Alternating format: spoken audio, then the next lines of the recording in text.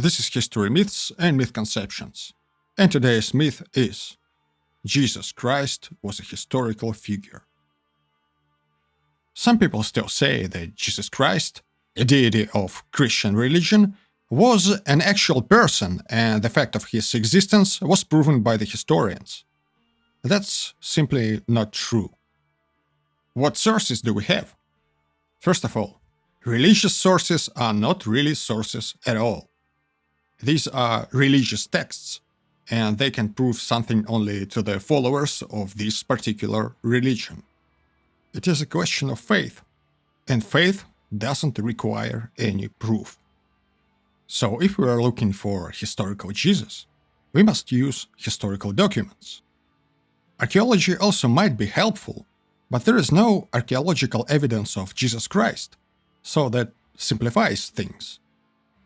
There are only 4 historical sources that reference Jesus: Flavius Josephus and his Jewish Antiquities, Tacitus and his The Annals, letters of Pliny the Younger, and a small passing comment in The 12 Caesars by Suetonius. Let's take a look at all of them. Flavius Josephus supposedly died in the year 100. There is a small passage in Book 20 of Jewish Antiquities that mentions Christ, and there is a larger and much more famous passage in Book 18. Book 20. So he assembled the Sanhedrim of judges and brought before them the brother of Jesus, who was called Christ, whose name was James, and some others. Book 18. Now there was about this time Jesus, a wise man, if it be lawful to call him a man, for he was a doer of wonderful works, a teacher of such men as received the truth with pleasure. He drew over to him both many of the Jews and many of the Gentiles. He was the Christ. And when Pilate, at the suggestion of the principal men among us, had condemned him to the cross, those that loved him at the first did not forsake him, for he appeared to them alive again the 3rd day, as the divine prophets had foretold these and 10,000 other wonderful things concerning him. And the tribe of Christians, so named from him, are not extinct at this day. These passages are almost universally considered prominent examples of a thing called Christian interpolation. Christian interpolation is a deliberate falsification, a practice of inserting Christian characters into the existing ancient texts. It's been done numerous times. It used to be a widespread practice. The authenticity of works of Flavius Josephus is usually not disputed much. They are considered more or less reliable, although clearly biased because of the author's interesting biography.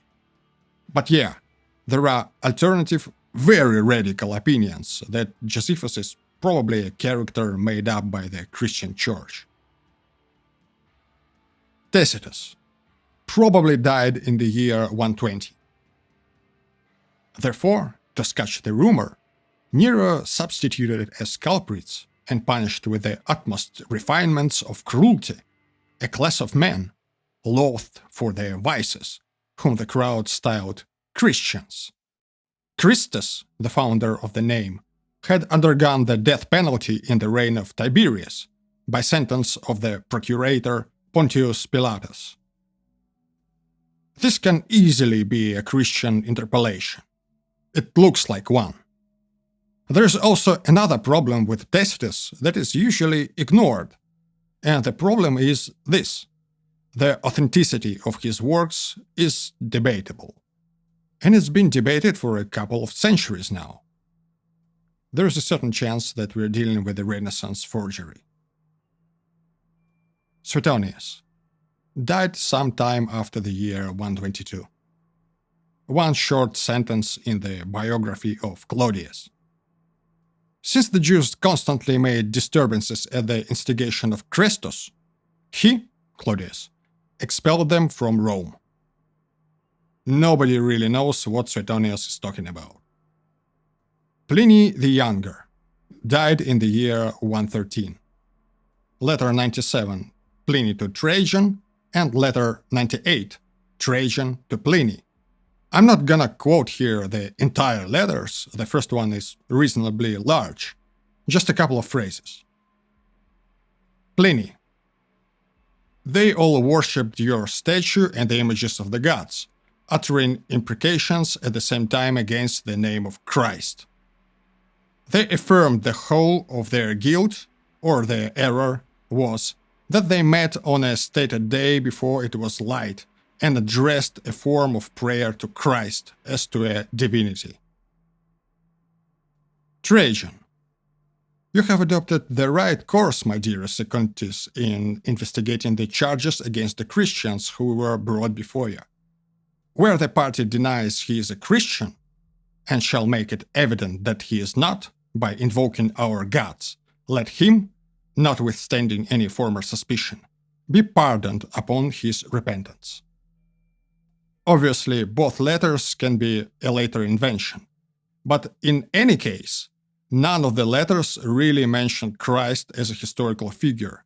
They discuss Christians and persecution of Christians. That's it. There are no other references to historical Jesus anywhere. Of course, it is entirely possible and even very, very probable that the prototype of the mythological Jesus actually existed. But we don't know anything about this man. We know only the character of the Christian myth.